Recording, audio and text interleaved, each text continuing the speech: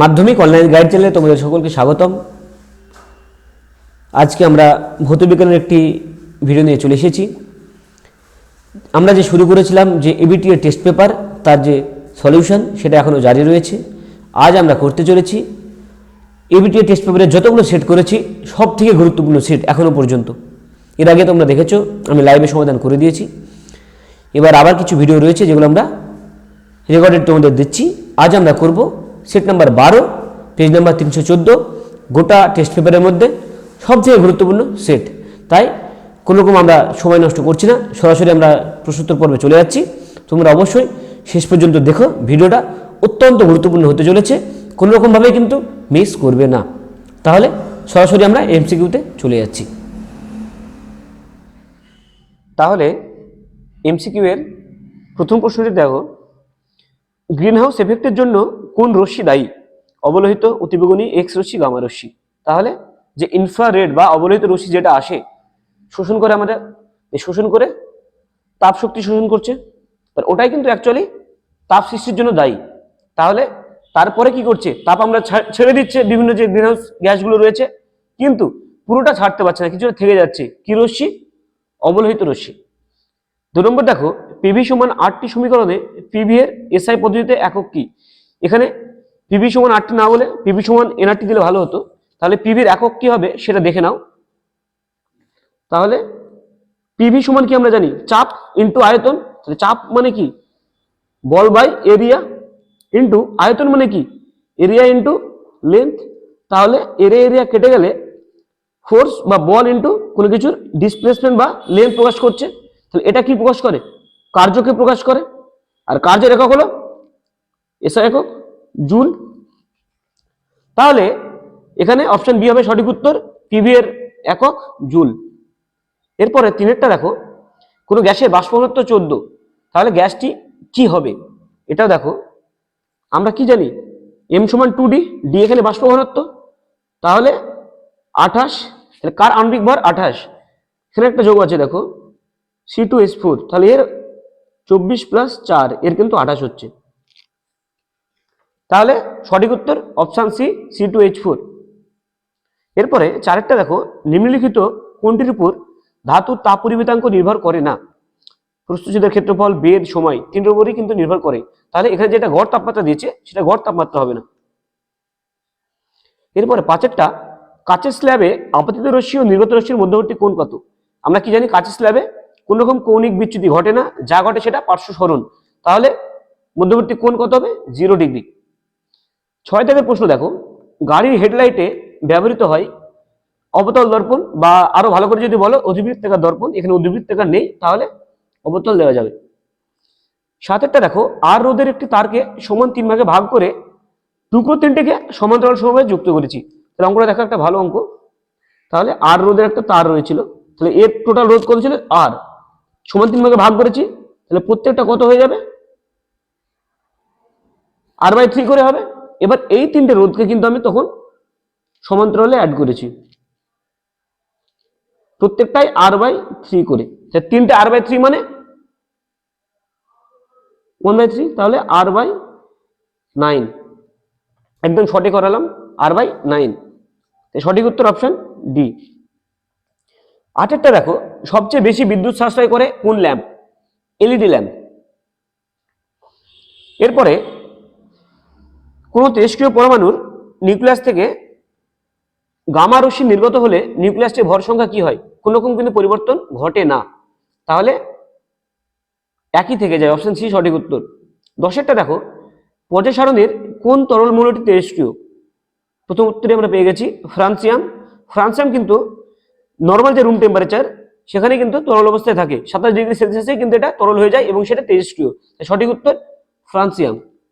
এর আগেটা ছিল একই থেকে যায়। এরপরে 11টা দেখো, নিম্নলিখিত কোন অণুটিতে নিঃসঙ্গ ইলেকট্রন জোড় রয়েছে?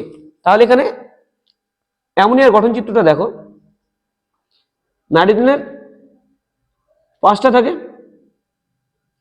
তাহলে প্রত্যেকটা হাইড্রোজেন একটা একটা করে যুক্ত হয়ে গেল। তাহলে এই যে দুটো এক্সট্রা পড়ে থাকছে এটাকে লোন পেয়ার বা নিঃসঙ্গ ইলেকট্রন জোড় বলে। তাহলে এক জোড়া কিন্তু নিঃসঙ্গ ইলেকট্রন জোড় থাকছে, সেটা কার? অ্যামোনিয়ার। এরপরে 12টা দেখো, কোন ক্যাটায়নটির ক্যাথোডে ইলেকট্রন গ্রহণের প্রবণতা অন্যদের থেকে বেশি? সোডিয়াম এবং ক্যালসিয়াম তো হবেই না, এর ইলেকট্রন গ্রহণ করার প্রবণতা খুবই কম। হাইড্রোজেনের থেকেও কিন্তু কপারের ইলেকট্রন গ্রহণ করার প্রবণতা বেশি, তাহলে কপার 2+। 13টা দেখো, নাইট্রোজেন মাটিতে আবদ্ধ থাকে কি রূপে? নাইট্রেট এবং নাইট্রাইট লবণ হিসাবে, তাহলে অপশন সি সঠিক উত্তর। জার্মান সিলভারে সিলভার ধাতুটি উপস্থিত কত পার্সেন্ট? জার্মান সিলভারে কিন্তু সিলভার থাকেই না, যেটা থাকে সেটা হলো কপার, জিঙ্ক এবং নিকেল, তাহলে 0% হবে সঠিক উত্তর। এরপরে অ্যালকাইন কোনটি? তাহলে একটা জিনিস দেখে নাও, অ্যালকাইনের সাধারণ সংকেত কি? CnH2n-2। তাহলে এখানে দেখো সি এর যে অপশন রয়েছে C7, তাহলে H কটা? 7 × 14 - 2 12, তাহলে সঠিক উত্তর কিন্তু অপশন সি। এরপরে সংক্ষিপ্ত প্রশ্নের উত্তরগুলো দেখে নাও। ওজোন স্তরের ঘনত্ব পরিমাপের একক কি?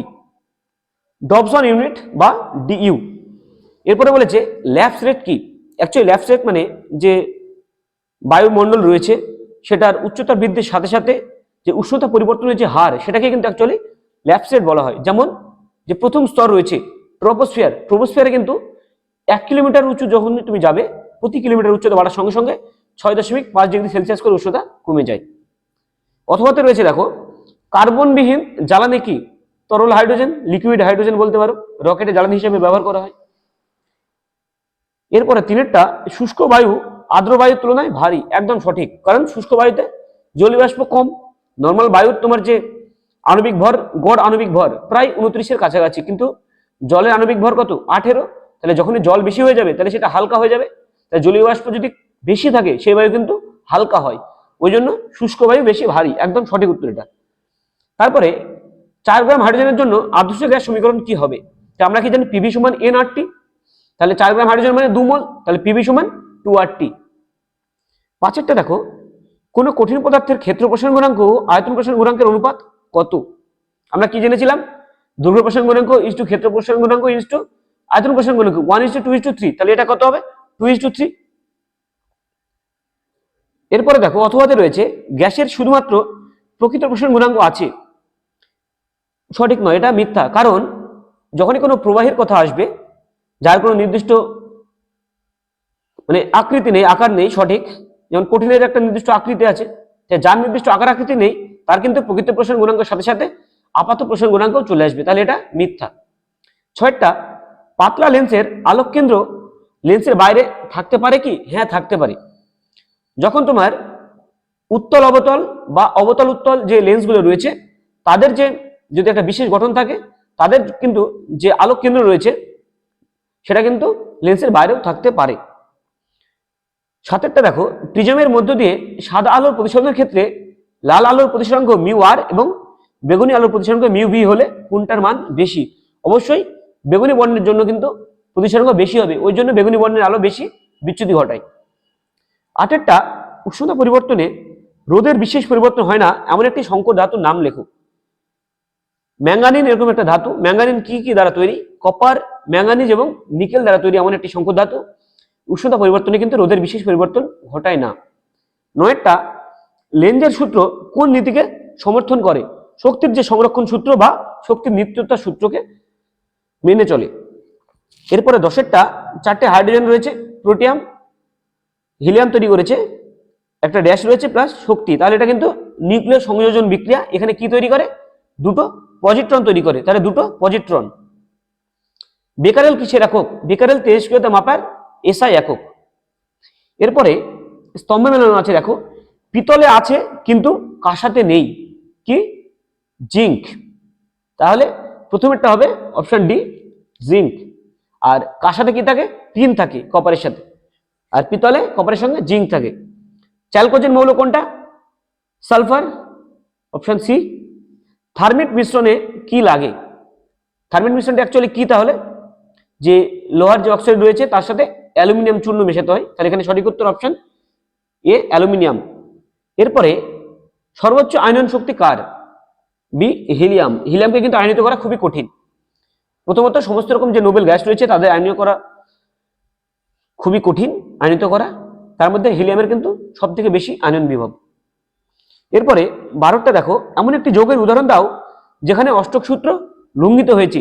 তাহলে অষ্টক সূত্র দুইভাবে লঙ্ঘিত হতে পারে, এক অষ্টক পূর্ণ হয়নি, আর একটা অষ্টক পেরিয়ে গেছে। পূর্ণ হয়নি এরকম একটা যৌগ কি লিথিয়াম হাইড্রাইড বা LiH, যেখানে দুটোই হিলিয়ামের যে ইলেকট্রন বিন্যাস সেটা লাভ করে। এরপরে কি না অষ্টক সূত্র পেরিয়ে গেছে এরকম একটা জিনিস আছে PCl5 ফসফরাস পেন্টাক্লোরাইড, এখানে ফসফরাসের 10টা ইলেকট্রন চলে আসে বাইরের কক্ষপথে। তাহলে 13টা কি দেখো অ্যানোড মার্ট থেকে কি কি ধাতু পাওয়া যায়, যে মূল্যবান কিছু ধাতু রয়েছে সোনা, প্ল্যাটিনাম এবং রূপা।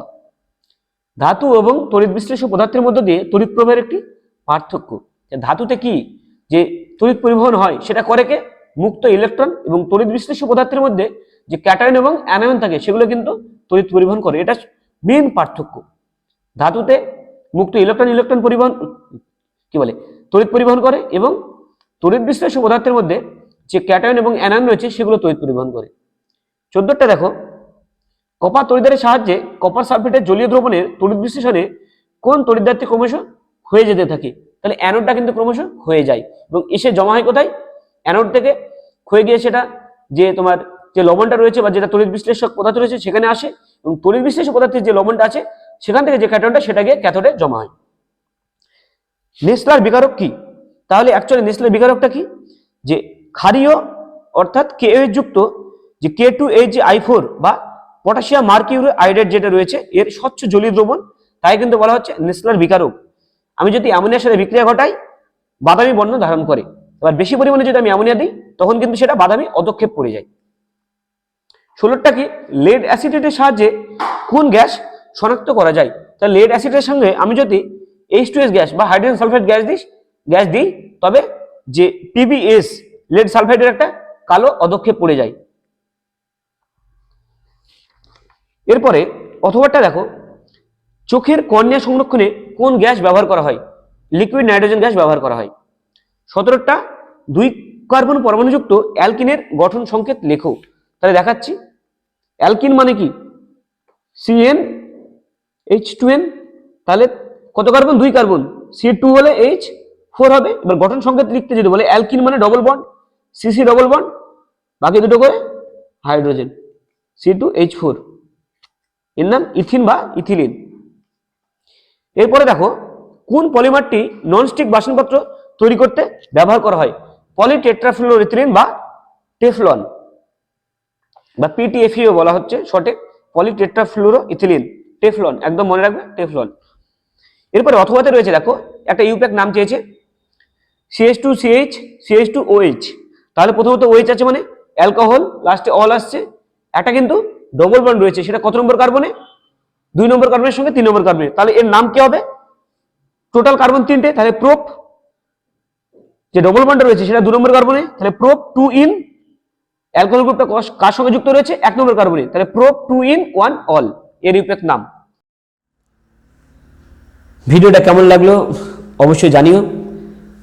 যে সমস্ত দর্শক বন্ধু ইউটিউব থেকে দেখছো তারা অবশ্যই চ্যানেলটাকে সাবস্ক্রাইব করে দাও এবং ভিডিওগুলোকে বেশি বেশি করে শেয়ার করো, এবং যারা ফেসবুক থেকে দেখছো তারা অবশ্যই পেজটাকে ফলো করো এবং সঙ্গে থেকো।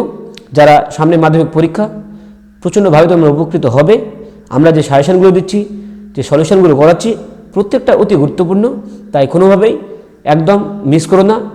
ফ্রিতে অপরচুনিটি পাচ্ছ, প্রত্যেকটা প্রশ্নোত্তরের সেটের উত্তরপত্র পেয়ে যাচ্ছ, সেহেতু কোনোভাবেই নষ্ট করো না সময়, এবং তোমাদের যে বন্ধুগুলো রয়েছে তাদের মধ্যেও শেয়ার করে দাও যাতে তারাও ভিডিওটা দেখতে পায়, তাদের কাছে যেন ভিডিওটা পৌঁছায়। তাহলে আজকে এখানে শেষ করলাম, ধন্যবাদ।